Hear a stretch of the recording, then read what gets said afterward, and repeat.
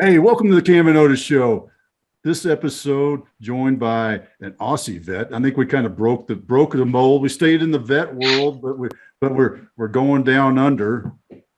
Oh man, here I go with one of those long intros because it's not really down under. It's just a little bit south because he's not down under now. Craig Dempsey, founder of Biz Latin Hub. Did I get it right? Dadgummit. I hope I did. That is right, gents.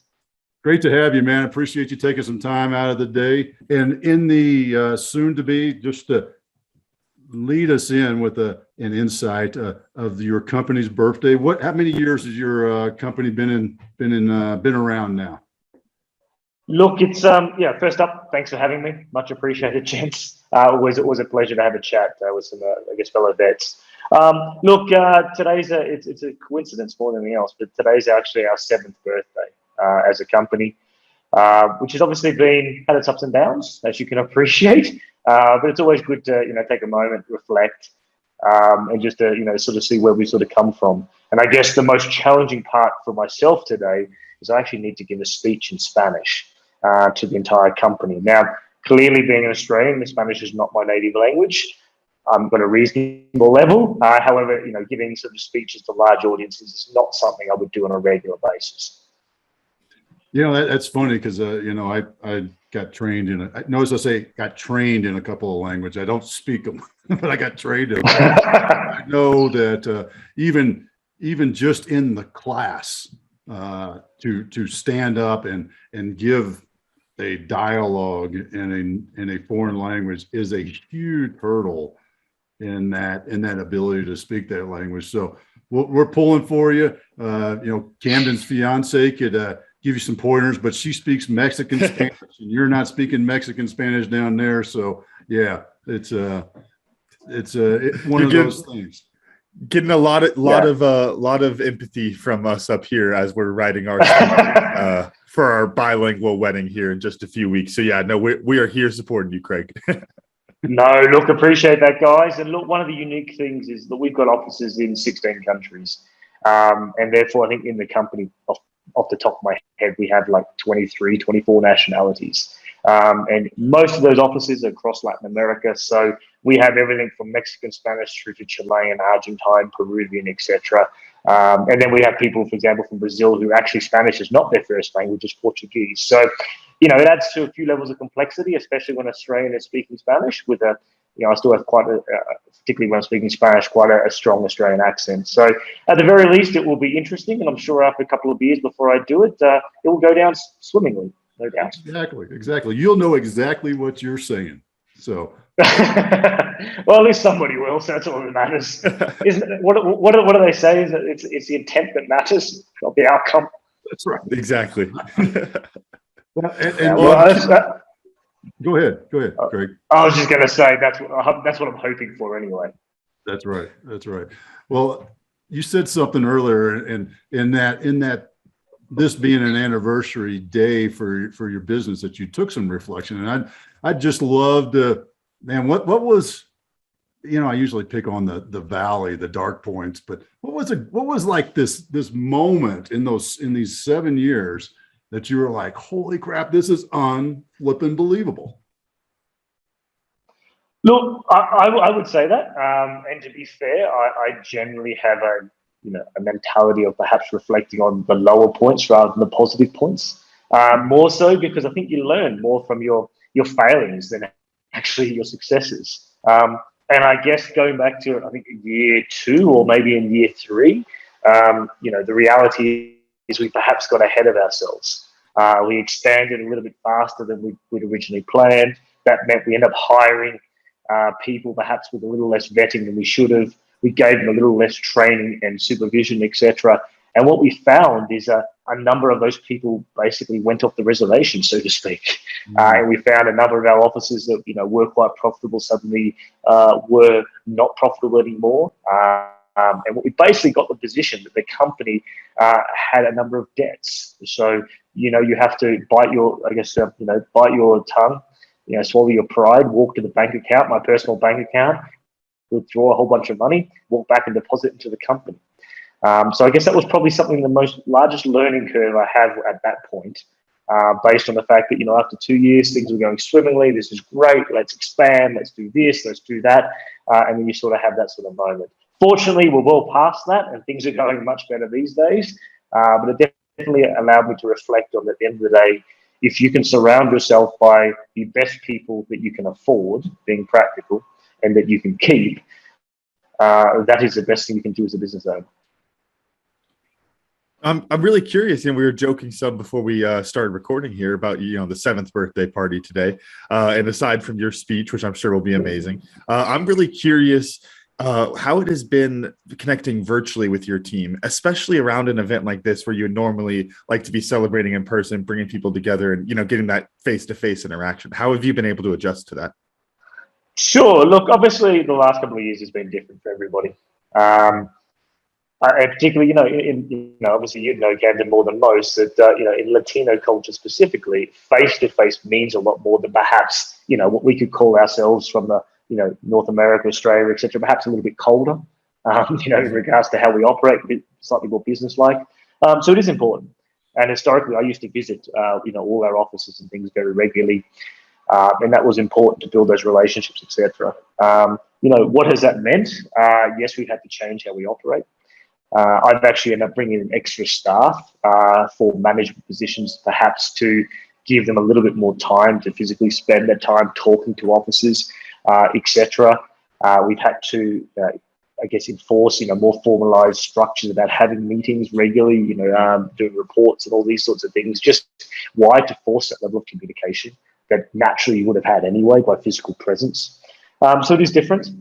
It has resulted in some complications. It depends between our offices, depending on the specific countries, the cultures, but also, how COVID has been, affected the country, or the perception of it as much as anything else. Some countries have definitely taken their stride. Some perhaps have taken a little bit more to heart. You've had to do things such as, perhaps using what's Rappi, which is like a delivery service, or Uber Eats type thing. We've had to send out, pizzas and things to people's houses and that sort of stuff. I know for this week, for the celebrations, we've basically grouped geographic areas together and done a quiz for the different areas where the quiz has been questions about the company, for example. So today we'll announce the winners of that. But conversely, we've also got a slightly more, let's call it a jovial thing, where people have submitted pet photos of their pets celebrating the company birthday. So that will also be selected. And just between us, I did submit my pet into that competition. I do expect to win. Oh, that's a lot of fun there. Well, I'm really curious. You mentioned working in 16 different countries, and you touched on it for a moment there, talking about how in a lot of Latin cultures, the face-to-face is such an important thing. So I'd kind of like to shift the conversation some to dealing with those cultural barriers inside of those countries, working with different places. And you can touch on during the COVID times, but even just beyond that, just going to different places to do business. Talk a little bit about that. Sure, obviously doing business in every jurisdiction is quite different. And as you'll probably know from your experience, lots of parts of the world will generalize Latin America, fine, it's all the same. Mm-hmm. But as you'll very much know, a Mexican, from a characteristic and personality point of view, is very different to a Colombian, to an Argentine, a Chilean, for example. So one of the key things what we find is clients particularly generalize, well, they all speak the same language, well, more or less they assume, and therefore they must all be the same. So we do spend a lot of our time trying to explain that, look, at the end of the day, culturally, how you manage the people from those jurisdictions, but also what you can expect from them, etc., is quite different. It is, for example, you'll find that, let's say Chile, for example, can trace a lot of its history back to Germany. Argentina can trace a lot of its history back to Italy. You find Mexico is far more influenced by the US, etc. And obviously those influences make significant differences to, let's call it, work ethic, to how they believe, the interface between, employee and boss, and all these sorts of things in the environment. So it's quite interesting. But then conversely, you just have some peculiarities. Here's a simple one that it's a Colombian one. almost every document you legally sign in Colombia, you actually need to fingerprint. You have to take an ink fingerprint and put your fingerprint on the piece of paper. It's one of those peculiar things that I've never done anywhere else in the world, but it's something that happens in Colombia, which is unique. So there are various peculiarities that are for the particular jurisdictions. But at the end of the day, everything is workable here. People are definitely happy, perhaps happier and a little bit warmer. But then you also have some things, for example, another Colombian thing is they have the second largest number of public holidays in the world, for example. I think it's the second largest. So try to explain those concepts as well. But, the reality is Latin America and other parts of the world, perhaps, they do, at least in their understanding, have a slightly different balance between making money work and life, living life. So whereas, conversely, what does every 12-year-old, kid in the US wants to do? They want to become a billionaire and they want to be famous. Whereas, a lot of people here are 12 years old, realistically what they want to do is make enough money that on the Friday afternoon, they can sit on plastic chairs at the local store and have beers with their friends, or they want to spend time with their families, etc. So it's a little bit different. But, conversely, it also presents a lot of great opportunities and learnings and trying to navigate those complexities between those different cultures and to try and find that common ground. As I said, we operate with 22, 23, whatever the nationalities is, which is all the Latin nationalities. Plus we have Swiss, we have English, we have Australians, we have Americans. I'm sure we have Italians and a few other varieties also through the group as well. So, it makes every day entertaining at the very least. Yeah, you hit on something that's one of my favorite subjects, and I do a lot of coaching for soon-to-be veterans, helping them transition active service into the civilian job market, if you will. And one of the things I always talk to them about is, you got all the know-how and the processes, because the military taught you that. It's ingrained into your DNA. Now you just got to learn the new language. And I think it's really interesting, really cool that you are living that daily. And I'm curious, when you transitioned, now you went Aussie Army, and then you were in corporate world, and then you started a business, right? That's kind of the linkage, correct? Yeah, look, I left the military, actually transitioned into the mining sector, into the corporate world in Australia, then found myself with mining working in Canada, and then Canada found myself in Peru working in mining, then ended up in Colombia heading up a large engineering company. Then after that, moved into setting my own business and stuff up. Yeah. So, with that core, did you feel it? Did you feel that awkwardness, or did it come a bit more natural to you? Because some guys, just to kind of give you why I'm asking this, some of these military guys, that they want to wear their rank. They want to, that they think that because they held this rank in the military, they should hold this rank in the corporate world, and they should everything should be talked and handled the same. And it's a really shock to them. So I'm curious, was it conscious for you, or was it unconscious? Now you look back and go, wow, look at all that. Look, and I guess I'm slightly also going on a tangent here. I do remember leaving the military and then working in mining. And for whatever reason, this large mining company, which is the third or fourth largest in the world at the time, probably still is, I was one of the first, at least in Australia, the people that actually taken from the military. And it worked out quite well. So I ended up referring quite a lot of my friends and bosses, etc., who actually ended up coming and joining the same company.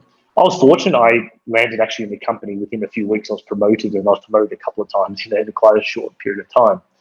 But I remember speaking to a colonel who I used to work for in the army, and I remember speaking with him and saying, look, the reality is when you transition out, you can be anything you want to be. Just because you were a colonel, you could leave and become a general. You were a colonel, you could become a corporal. It really depends. At the end of the day, you can reinvent yourself. It's an opportunity. It's refreshing. And look, being practical, I basically transitioned out as a captain, and at least, the equivalent, I guess, in the mining world probably ended up being, a one-star general within a few years, I guess, being practical, where conversely that colonel who left initially transitioned out and probably was a lieutenant for the job he took. Because, the reality is you can be anything you want. it is a difficult transition. You do need to understand how to make that psychological change, how to speak differently, but conversely, also back yourself. There are a lot of good skills you do learn from the military, such as discipline, understanding of processes, ability and willingness to try and achieve a goal. But conversely, look, the reality is there's also some weaknesses from the military. And this is particularly more from a startup point of view. In the military, you do everything to achieve the mission, whatever that may be. Now, the reality is sometimes that means you're so focused on doing that, everything else gets dropped. Now, if you apply that same thing, perhaps even the corporate world or entrepreneurial world, the reality is sometimes achieving the mission at all costs is actually not the right outcome. Sometimes you need to stop and realize, hey, I actually need to pivot here and go a different direction, which is quite uncharacteristic of what you're taught in the military. So, there are some things to learn. And another thing that came to me when I left is, one thing I loved about the military, and it's the probably thing I respect most, is more or less, at least at the lower levels, in your platoons, companies, battalions, etc. Everybody's there trying to achieve the same goal. Okay, they're trying to, whatever that may be. However, once you do leave that, and particularly in corporates and even your own companies, etc., it's very rare that you're you're surrounded by people who are really trying to achieve the same thing. Often everyone has their own agendas. Some people perhaps trying to achieve it, but just not fully focused on it. Or someone's trying to achieve something completely different. And they're different things, they're different challenges, but, I do think vets do have a lot to offer. But there is that gap, and they need to be confident, but not arrogant. Yes, they need to take their skills, but they also need to accept that whilst they can be anybody, they also need to be humble and willing to learn. If they were a general, no one gives it, no one cares. If they were a private, nobody cares. The reality is people rate them on what they are. It's a rebirth, so to speak. I love that, and I'm gonna steal this from my friend Jen. Jen told me this, man, I don't remember how many years ago, but it's quite a while back. This story, and really it holds so true, because here we are in the military. We've achieved this rank through 20 years, 5 years, whatever you've achieved that rank, and then we have this thought, for some reason it gets plugged into our head, that because I'm here, I should be able to just go to corporate America and be here. And she said to me, it's like, you've been doing that job that you're doing for the last 20 years. And are you going to take somebody off the street and put them sitting right next to you to replace you that doesn't have the experience behind all that stuff that you've been doing and all that? And I was like, oh, what a dose of reality. I mean, because that goes back to what you were saying, is some of these, some guys and gals, when they get out, they think they should just transition to it's a lateral transfer, just like I've been doing in the military. And the reality is, no, you've got to learn, you've got to develop those skills in a different fashion. And what I'm curious, you've kind of touched on it, but I always like to know, what's a nugget from your time in the service that you carry with you as that core thing that you revert back to, whether it's a value or a lesson or something like that is just, it's been there since the day you left the Army, whenever that was. I lost the math on that, but yeah. Look, I think I left the Army 10, 11 years ago. I'm really not sure myself these days. Look, what is the most important thing that I reflect upon, or what I think I took away? Look, it's pretty simple, and to be fair, it doesn't also necessarily come from the military, but it's very simple. Don't expect others to do things that you wouldn't do yourself. It's pretty simple, realistically. If I want somebody to work on a weekend, I should expect myself to work on a weekend. As a simple example, I know I have a personal policy that if I have a staff member write me an email on an evening, on a weekend, or whatever the case may be, I will do my damnedest to respond as fast as possible. If they're willing to work after hours, whatever that may be, then the very least I can do is respond to them as quickly as possible, as a sign of respect. I think that's one of the most important things. Now, it doesn't mean you're going to be a great leader because you do that. It doesn't mean you're going to be a bad leader. but at the very least, it is one way to like, have respect of the people who work for you, and hopefully, that does comes in return. But I think it's probably the biggest nugget I have. And at the end of the day, as I was saying before, and at the end of the day, if you can surround yourself by the best people who can do what you want them to do, you'll probably be successful in whatever form that takes, whether you want to start your own business or you want to do something else. I guess if I was to reflect on something else, a weakness, to be fair, from the military as much as anything else is, whilst you have a lot of experience leading people, managing people, facilitating, negotiating, etc., the one thing that people in the military don't have real experience with or understanding is finances. At the end of the day, my company now, we don't get paid enough money. I can't pay people's salaries. It's as simple as that. Little things like that you don't actually have in the military. Now, so I think there are some of these things that militaries, and to be fair, would actually be better if they did teach some of these sorts of things. They might actually become financially more efficient. Or at the very least, they should be things that perhaps are taught as a transition in order to make the people more successful. It's only going to be in the military's best interest that ex-people from the military go on to have successful lives, etc. I can't think of a better a way for retention, recruitment, or just general influence in society. Yeah, I'm just thinking, how is that for one of those creative solutions when you start looking at military budget and all this stuff? It's like, we got to spend less. It's like, so we throw 3 accountants in there and see what happens. See how long that budget lasts that high once you get a couple of accountants working in there, right, Dad? Yeah. Well, I mean, I always had a blank check where, in the organizations I was in, we would talk about running out of money, but no, there was always more. Exactly. And look, the reality is I don't know of a single private through to a general in the military that ever worries about can they pay salaries. Or the reality is way too many things. It's like budget doesn't matter because if we run out, we'll just get more money. And the reality is that's not how it should work. I understand that the military is something that's different and it has national aims, which is all not necessarily all about money and things. But the reality, if you could somehow educate, particularly the NCO and the officer corps and whatever militaries, to better understand finances and even incentivize if they could achieve, I guess the same objectives more efficiently from a financial point of view, it may end up working out a much better outcome for everybody because, the reality is so much wastage still exists. And, you hear the stories and it's across all the militaries that, the day before the battalion's budget is up, they will make sure they spend every cent this year just in the fact to make sure they get the same allocation or more next year, that sort of stuff. Yeah, well, I think that's really interesting, and what I'm kind of dribbling towards. There's a word I haven't used in the show, and say, you watching basketball last night or something? I don't know what. Yeah, I watched the Cowboys blow it, but yeah. There's your date mark for the show. But although, side note, that could be every week if we're not careful. As a Cowboy fan, with a every other week, stick with the 8-8. We've been doing it for 20 years. Yeah.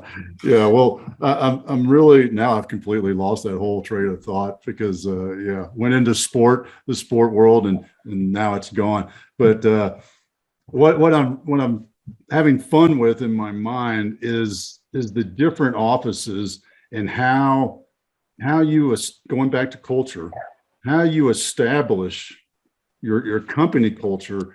I actually had this discussion with a client the other night. It's, large corporations have their culture, but departments develop their own cultures, just like we did in the military. Our specific unit, or even the platoon would develop a culture. So I'm curious how you created that, overall company wide, and then how do you monitor it with all these remote sites that y'all operate in? Look, it's a large challenge, and with these sorts of things, you also need to have, I guess, clear expectations and practically what you can do, because you can develop a culture in one country, but in the reality is it can't be copied and pasted across all the different countries because as simple as they're all slightly different. So what we try to, as much as anything else, is try to work on general values in regards to how we operate. Things that, we brought the teams together and developed those, came up with those values together, and then we apply them. One of the things that we do is when we have every new starter to the company, they go through an induction program, which is a series of online training materials and videos and interactive, etc., which basically trains them all about the company, the history, all our systems, etc. And a large portion of that sort of is focused around the values itself.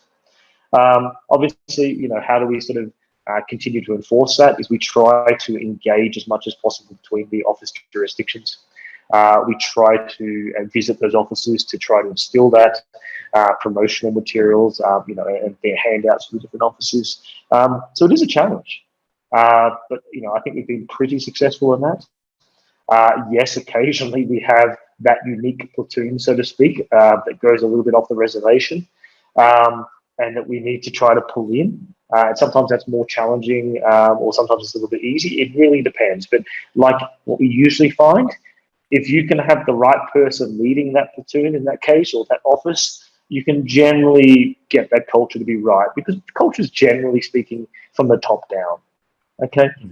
So, one of the things that we still do here is whenever we have a new office manager, we fly them to the corporate office, at least for their first week, just so they understand. So when they go back, at the very least, they can ensure that their office is more or less aligned with that culture, which obviously we can continue to instill with time. So yeah, look, it's an ongoing challenge. However, I think we've been quite successful. It's probably one of the things when I was mentioning before, I think year 2, year 3, where we're expanding too quickly, bringing in people, I think we've lost that a little bit. And that also affected morale at the time. But I think now we're far more developed with that. We have better systems and processes to train, control, and monitor. But hey, the reality is we still have a long way to go. And, hopefully by the time we hit year 8, we're a little bit better. And year 9, even better than that. In the same vein as that, we were talking earlier about, you said 23 different nationalities throughout the business. And then when you're talking about one of the best things about the military, you said that everyone's working towards achieving the same thing. And, we've talked about this before on the show, that diversity could be a buzzword, but the other half of diversity to be a successful thing for your company, to be an impactful thing, is to have people working towards that same common goal.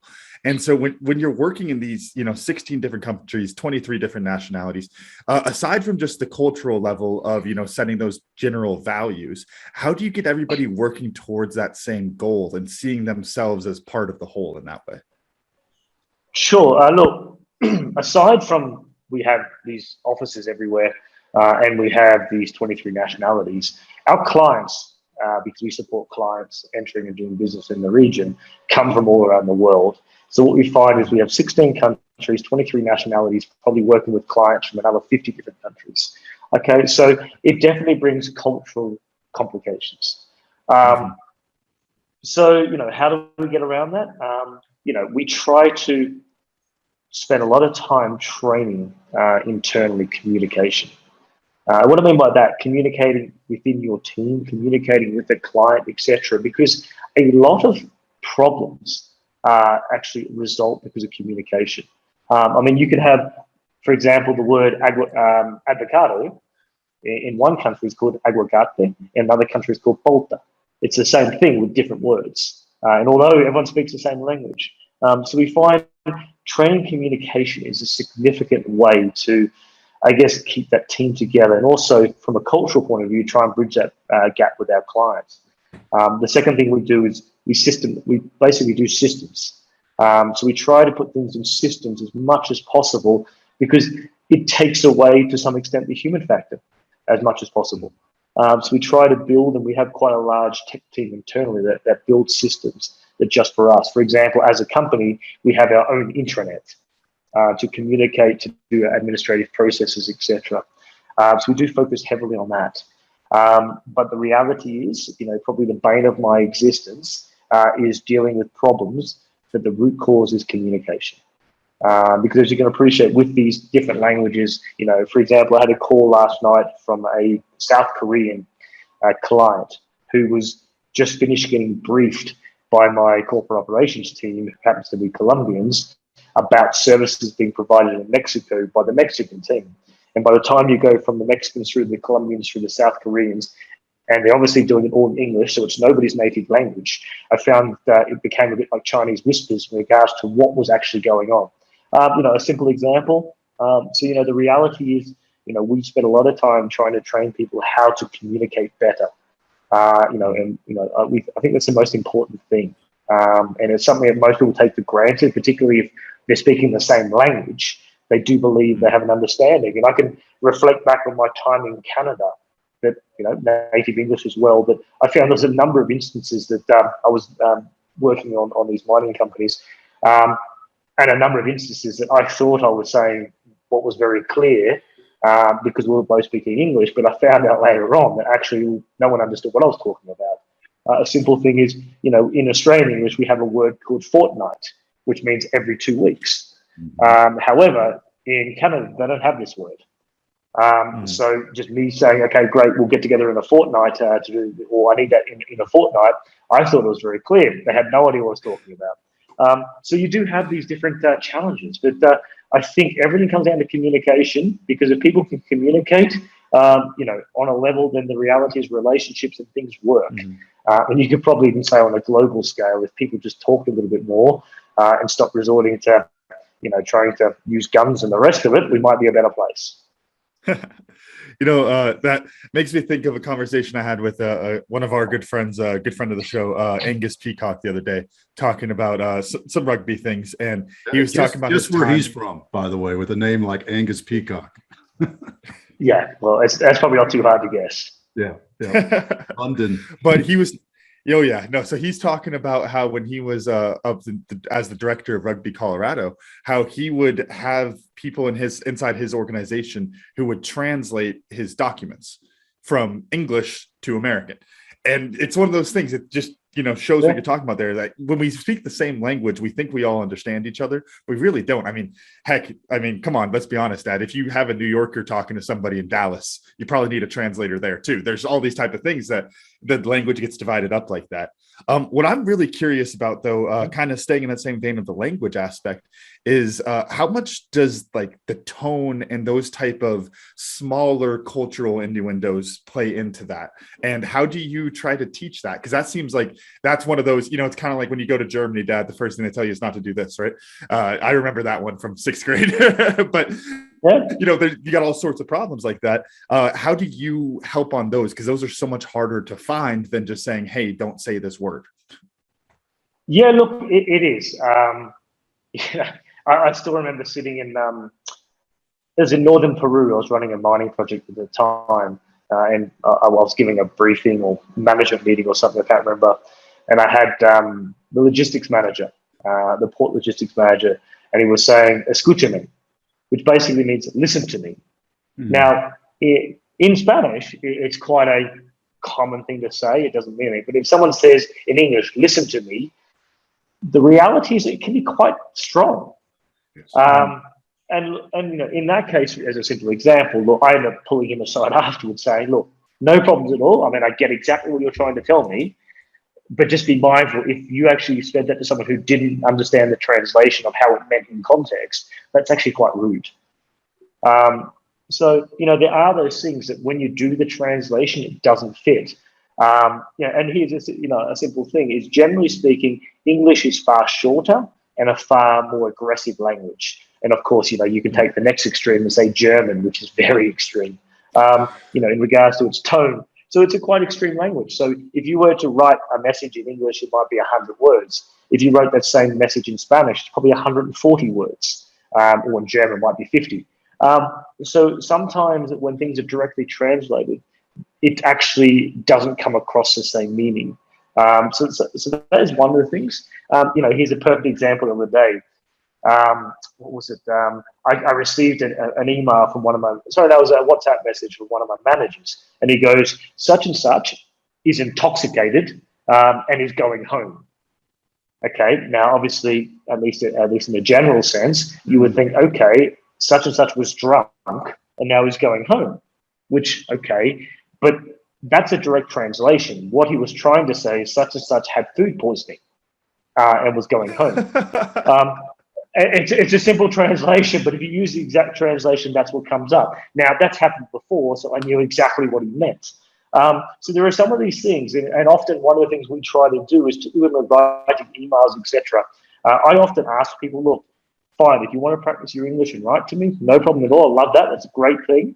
But perhaps you can also put the Spanish version below it, or those sorts of things. So the fact that if something doesn't sound right or doesn't come across right, they can actually then check the native language version of it, because often you find the point has been lost.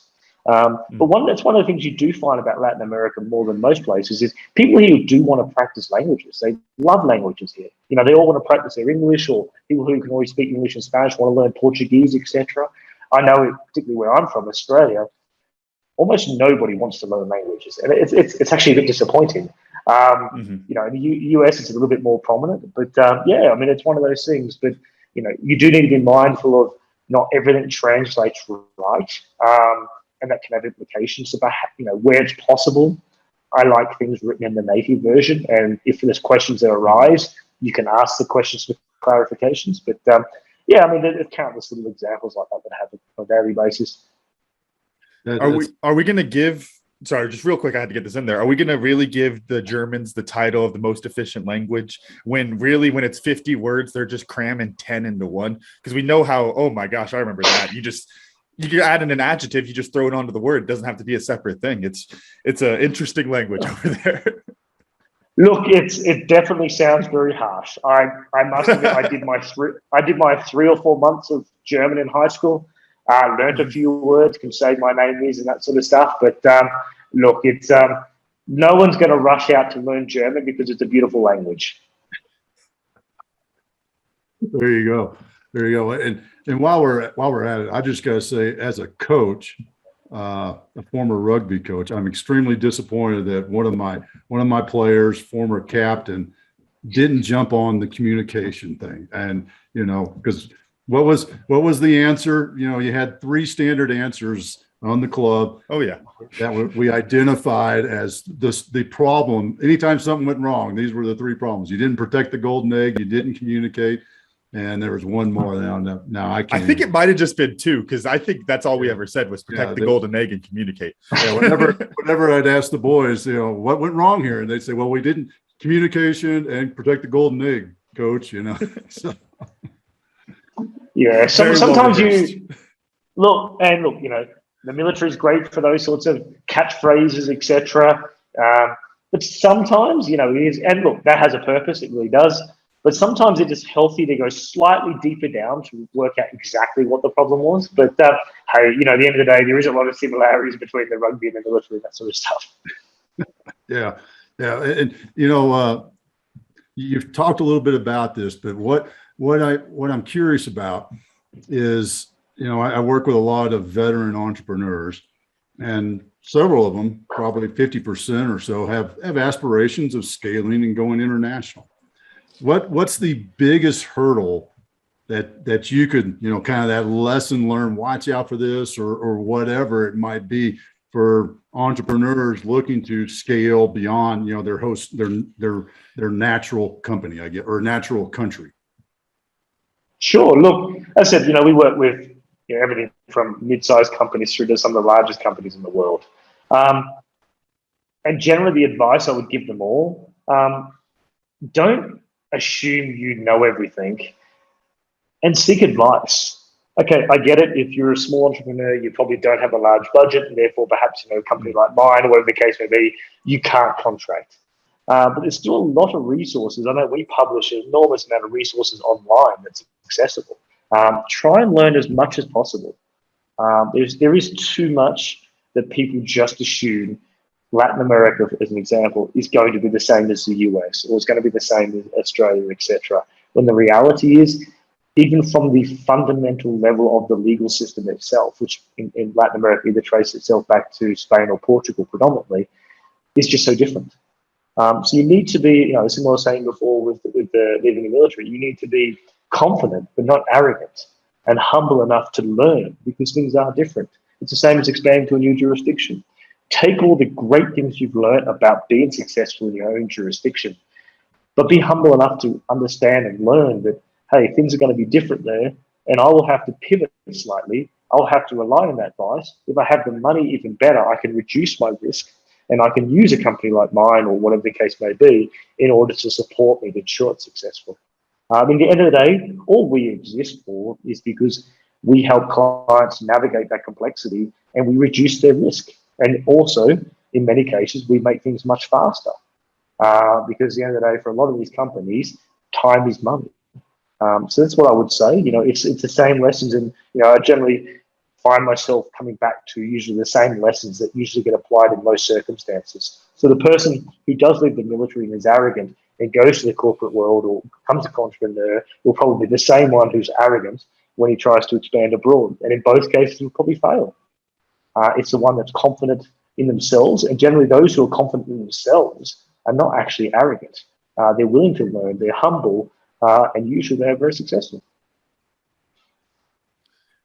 I'm really curious. We talked some about lessons you took from your military background, but I have to ask about my sister industry. I got my ag background, and you were working in mining, and so you're the sister on that one. I'm the brother, but I'm curious, what kind of industry-specific lessons do you pull from the mining area that you don't think you would have picked up somewhere else?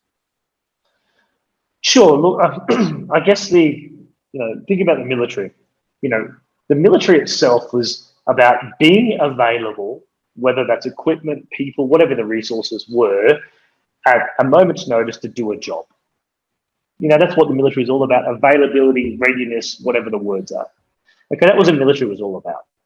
When you went to mining does operations every single day of the week. So it's not about being availability or readiness. It's about actually operating. So how do you operate more efficiently and have more people, more equipment operating the entire time? So operational efficiency was something that I learned most from. And there's a methodology called Lean. But basically, what we used to do was every 12 hours, which is basically the length of a shift, I would have people line up in front of me, or if I wasn't there, a substitute. And effectively, they would have to go up onto a board. On the board itself would have lots of graphs on there. Now, the graph for your thing could be, operating hours of this piece of equipment, whatever it was, or how many tons were produced. And it would have a red part, then yellow part, then green part. And they would physically have to mark up there what they achieved during their shift. And obviously, if it's in the red, it wasn't a good shift. Yellow was okay. Green, it was great. So they individually had to publicly mark that, and then they publicly have to tell everybody how they performed. So there's a focus on ever improving operational efficiency, and it's probably in many ways it's like being on military operations. Actually trying to have that. So you're trying to have those trucks, those shovels, and all the other mining equipment working as maximum as possible. For example, a truck driver during a 12-hour shift has a 30-minute break where they will stop and they will have lunch or whatever. What we used to do is we used to hire wives of the different truck drivers, and basically when people stopped for their lunches, which would stagger, these people would jump in and drive a truck for half an hour. Why? It meant that the truck was operating, in only 2 minutes or 3 minutes stopped instead of 30 minutes, because it's about keeping stuff moving.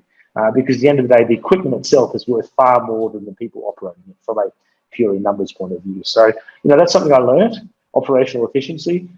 It's something that, I take to heart. We try to some extent apply that across what we do now, although it is a little bit different. But it's definitely something that I did learn a lot about. Wow, that's fascinating.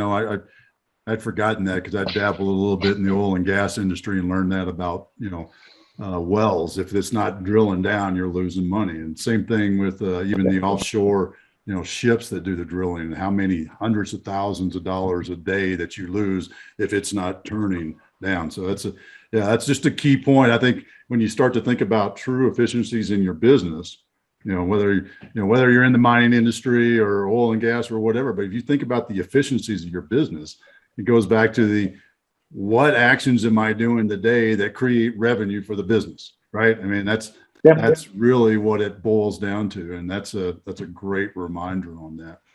Well, I'm And look, as everybody who's got staff, etc., and all these sorts of things, everything you can remove that doesn't directly contribute to revenue, at least today or in the future, is probably something that should be removed, or at the very least thought given to. It's those sorts of things that should be considered. And the reality is, running a small or medium-sized business is revenue fixes all problems. Boy, there's so much truth to that too. Well, I'm curious, what's next with the Biz Latin Hub? What's going up in the future? The next year or 5 years? What's your vision? Sure. Look, at the moment, we're still opening new offices every few months, and we're actually in the process at the moment opening new offices in Puerto Rico, in Honduras. So we're probably about 12 months away from having an office in every economy in Latin America and the Caribbean, at least of a significant nature. So really very much what our focus is cementing ourselves to be the largest of what we do in the region. We already are, but the reality is we can still grow, be larger. I'm focused very much at the moment on, I guess, consolidating and trying to build that corporate business, or I guess that corporate structure to support the operational business. And hopefully between us, gentlemen, because obviously this is very private, I'm hoping within the next 2 years, perhaps, that I will be able to, sort of start stepping away from the company and, perhaps find myself spending a little bit more time in front of the beach and enjoying life. That's a great vision. Come on, which beach? I'm sure you're going around spending all your time looking out, picking the right spot. So where are you going in 2 to 3 years? Look, that's a fair point. And look, how I'll answer that question is I currently have a house in Cartagena, Colombia, which is, don't know if you know, but it's one of the parts in Latin America that has the old colonial fort, the walls and all the rest of it. So I have a house there, so I do like spending my time there. So at least for the time being, that's probably where I'll end up. But who knows? The reality is, what I find is for every country I visit, there are things I like and don't like, and just makes me encourage more to visit more countries, because you want to keep learning, you want to keep developing, and it's always interesting. The Aussies might not let you back. I tried to set you up on that one, Craig, saying that they have the best beaches in the world, and you could get a cut of that tourism check. Well, yes, let's say Australia's a little bit complicated with entering and leaving at the moment these days, and that is for sure. But one of the things I decided a few years ago is I tried to do something every year. Like 3 years ago, I learned to fly planes. 2 years ago, I learned to sail boats. Last year, I walked up one of the largest mountains in Latin America. So I always try and do something. The reality is, unfortunately, we're all getting older. Actually, my birthday is next week. So yeah, no, it's one of those things that hopefully I'll eventually be allowed back into Australia. But time will tell on that one. That's there's a whole lot of funny things that we could go on that one. Believe me. Well, man, this has been great. And what I'm going to shift us to is what we learned. And Camden, I'm going to let you jump on it first this morning. Really, it was as we were talking through the different cultural aspects of what you do, Craig. I thought back to this, something I've thought about a lot recently, of the importance of understanding the origins and the context and the culture behind language. The example that comes to mind for me that I learned recently was as I was going through learning my own Spanish, as you've been working on, Craig, for your speech this afternoon. But one of the things when you hear people from Hispanic countries speaking English, that specific breed of English, there's never any helping verbs. And it sounds odd to an American to hear that. And then you learn Spanish and you go, oh, they don't have helping verbs. They literally don't have that type of a word. And then all of a sudden the languages start to make more sense. And you realize that they're just as intelligent. They get it. Their sentences are just as beautiful. They just literally don't use helping verbs. And so that's my example for it. I know you already had a couple that went through, Craig, but I think just understanding the origins and the context behind those things is so important for communication. Yeah. That's an interesting one. I didn't think about that one. Mine's a little bit broader sense. I'm stepping up to the 50,000 foot level on this because you said something fairly early on about Latin America and lumping it together. And I tend to do that. I used to do that with the continent of Africa. I hate to say with Africa, because in the US, we've developed this culture of Africa like it's a single entity country. And having spent some time there, you realize very, very quickly that it's not. And so is Latin America. I mean, so is South America, I should say. South America or even Latin America. But when you think about, man, there's a lot of countries there. And each of those countries has its own unique, linguist sort of thing, or whether it's a completely different language, like you said with Brazil, or just in the culture. And I think we tend to too quickly generalize that in our culture in America, particularly in business. And I think that's a key thing to think about and keep in mind as an entrepreneur. When you scale to other continents, it's not the continent, it's the country. And it may even be smaller culture than that. So I appreciate that reminder. Well, if I just add on.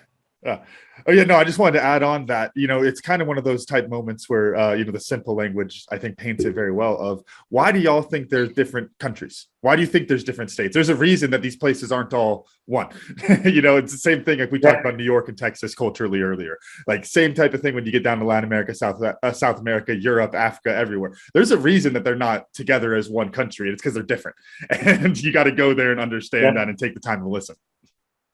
I was just gonna say, look, it's the same as picking a person from Florida, New York, San Francisco, Texas, and at the very least, they all speak the same language, more or less. And obviously, there's quite a lot of difference there. That's just a simple example when you sort of look at the differences. Craig, what'd you learn? Look, what did I learn? It gave me the whole call gave me a sense to reflect a little bit more, to be fair, on military service. The reality is it's not something I think a lot about. It's obviously quite a long time ago now, for me at least. So it was interesting just to reflect on that. I was walking to work this morning, actually thinking about that, going, actually, how did my military service actually, at least support me or help me get to, where I am today? And, I do very much sort of come back to the point that, you very much need to not expect of others that you won't do for yourself. And very much that, you need to be confident in yourself, back yourself, but conversely be humble enough to take advice and to learn. I appreciate that. And that's a great reminder, is that staying humble and learn, right? How can folks connect with you, learn more about what's going on with Biz Latin Hub, and maybe even, do some business with you? Sure, perfect. Look, I'll just move out of the way. Look, this is the company logo. Effectively, just find us online. If you type in Biz Latin Hub, we will be the first, without a doubt. To be fair, if you type in most things to do about doing business or incorporating companies, etc., in the region, you will find us. So, look, find us online. Conversely, look, I do have a LinkedIn profile as well. Look, reach out to. Always happy to have a chat. At the end of the day, where I can, support people and help people to achieve success as well. At the end of the day, what do people say? It's about how you can help others that, is the most valuable thing in life. It's great. I appreciate that. And man, it's been a pleasure having you around, carving some time out of the business anniversary birthday celebrations and spending it with us. Camden. Excellent. All right. Thank you all for listening to today's show. Special thanks to our guest, Craig Dempsey, for joining us today, and to our sponsor, Tribe and Purpose. Find your tribe, find your purpose. You can check out recent episodes of The Cam and Otis Show on Spotify, Apple Podcasts, wherever you get your podcasts, and check out a full archive at thecamandotisshow.buzzsprout.com. The Cam and Otis Show is on Facebook, Instagram, and Twitter. Thanks again, and we'll see y'all next week.